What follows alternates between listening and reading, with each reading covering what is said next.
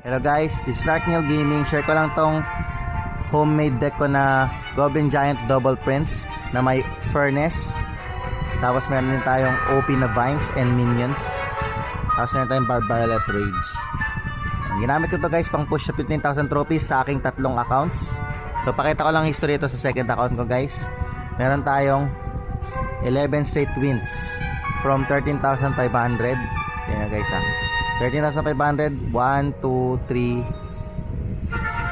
Di counted to guys. Clan Wars to.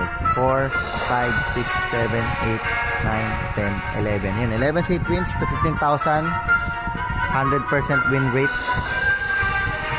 Solid na solid to guys. OP pa rin ang furnace. At timingan mo lang maigi yung vines para makabasag ng tore. So pag gusto niyo makita kung paano ko nilalaro tong deck na to guys, follow niyo lang ako sa TikTok, Arkneil Gaming. Ginagamit ko to pang push at ngayon naman gagamitin ko rin siya pang push sa rank game. Kasi tapos na ako sa Trophy Road sa tatlo kong account. So good luck sa mga grind nyo guys. Clash on. Thank you for watching. Bye bye.